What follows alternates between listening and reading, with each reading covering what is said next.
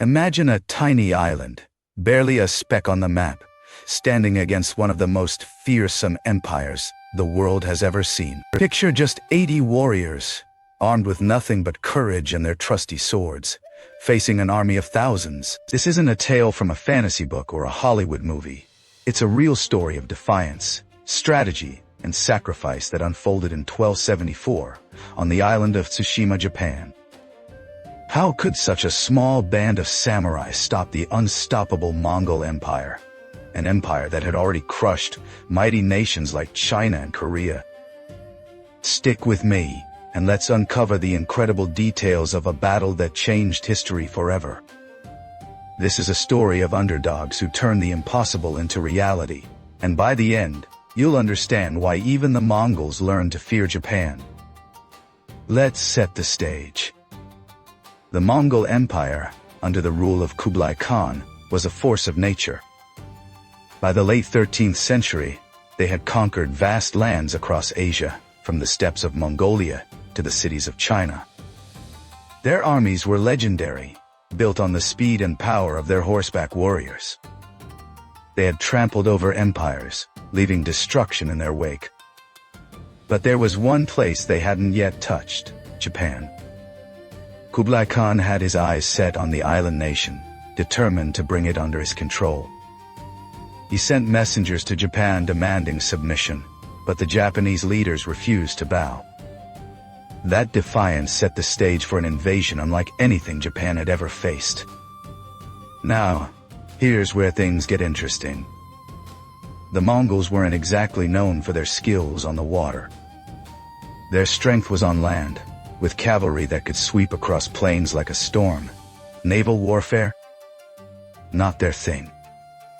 So to pull off this invasion, they turned to their recently conquered allies in Korea. Starting as early as 1268, the Mongols began building a massive fleet with Korean help. They gathered ships, sailors, and supplies from the Korean peninsula, piecing together a force that was ready to cross the sea. By 1274, they had assembled an army of around 15,000 soldiers, including Mongols, Northern Chinese, Khitan, and Yursen fighters. Add to that 6,000 to 8,000 Korean troops and about 7,000 Korean sailors to man the ships. This wasn't just a small raiding party. It was a full-scale invasion. Their fleet was massive, with 300 large warships and another 400 to 500 smaller boats. They carried advanced weapons that the Japanese had never encountered before. Think catapults that could hurl giant rocks, arrows tipped with poison, shields made of tough rawhide, and even early forms of explosives. Fireworks that could blast fire and sharp metal fragments. These were tools of war designed to strike fear into the hearts of their enemies. On the other side, Japan wasn't exactly prepared for a fight of this scale. They didn't have a national army like we think of today. Instead, their defense relied on local samurai, warriors who served under regional lords. When danger came, these lords would call their samurai to protect their lands. It was a scattered system, but it was all they had. Leading Japan at this time was Hojo Tokimune, a young but determined regent who held power in place of the emperor. He wasn't about to let his country fall without a fight. When word of the Mongol threat reached him, he acted fast. He ordered troops to gather on the island of Kyushu, the southernmost part of Japan and the most likely target for an invasion. He also oversaw the construction of huge stone walls around Hakata Bay, a defensive line that stretched for miles. This was a massive project, something Japan had never attempted before. It showed just how seriously they took the Mongol threat. But before the invaders could even reach Kyushu, they would have to pass through a tiny island in the strait between Korea and Japan, a place called Tsushima. Tsushima was small, barely noticeable on a map, but it was about to become the first line of defense. The island's governor, a young and sharp-minded leader named Sukauni, knew what was coming. He didn't have much to work with, just 80 mounted samurai, warriors who had been trained in riding and archery since they were kids, and about 300 local islanders, mostly fishermen who weren't soldiers by any stretch. That's a tiny force, especially when you compare it to the thousands of invaders heading their way. But Sukani had one advantage: the land itself. Tsushima's coastline was narrow, and behind it were steep, rocky mountains. There was nowhere to run, no easy way out. But that harsh terrain became his greatest weapon. Sukani turned the island into a deadly trap. He planned carefully, setting up a watchpost on a high cliff where his men could spot enemy ships from miles away. When a Mongol ship came into view, they'd light a signal torch. That fire would trigger a chain reaction, with more flames lighting up along the ridge, spreading the warning faster than any messenger could ride. Before the enemy even set foot on the island, they were already walking into a carefully laid ambush. Archers hid in the mountain passes, ready to strike from above. Pits were dug and covered with branches to trap horses and men. Huge logs, as thick as tree trunks, were positioned on the slopes, waiting to be rolled down as deadly weapons. Even the narrow goat trails, used by villagers for generations, became secret paths for the samurai to move unseen, strike hard, and disappear like ghosts.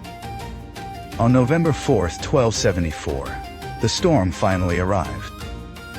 A strange ship entered the bay, followed by hundreds more. Tall masts dotted the horizon, and black and red flags whipped in the wind.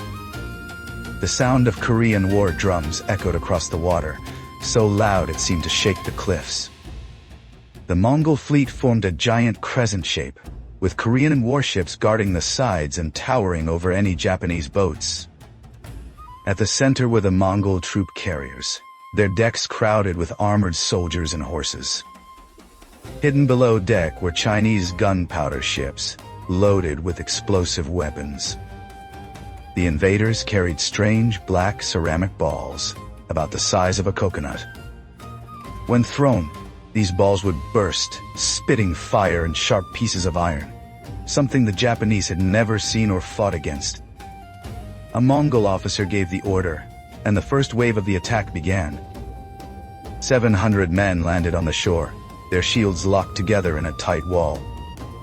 But before they could advance far, a single arrow shot through the air from the cliff. It was Sukani's signal. In that moment, the forest itself seemed to come alive. Arrows rained down like a storm, and samurai charged from the slopes, shouting the names of their ancestors as they attacked.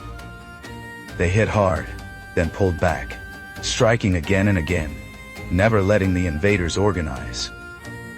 In the narrow mountain passes, just 2 samurai could hold off a group of 20 spearmen. Hidden pits snapped the legs of horses, sharp stakes stopped cavalry in their tracks, and massive logs rolled down the hills, smashing through enemy lines like giant battering rams. The Mongol archers tried to fight back, but the thick branches and rocky terrain blocked their shots. Their famous cavalry, the backbone of their army, was useless on these steep cliffs. Horses couldn't climb or charge in such a place. The samurai, on the other hand, fought in a way the Mongols weren't used to. They split into small groups, darting forward with their katana swords for quick, deadly strikes, then vanishing back into the hills. The Mongols preferred to fight in large, organized formations, moving slowly with long spears and short bows, trying to close in step by step. But on this rugged terrain, that strategy fell apart. Every time the Mongols thought they had the samurai cornered, the Japanese would slip away, and a new wave of arrows would come whistling from another slope. By late afternoon, the defenders were running low on arrows. Their shields were splintered, and their arms were covered in blood. Sukani could see more enemy reinforcements rowing toward the shore.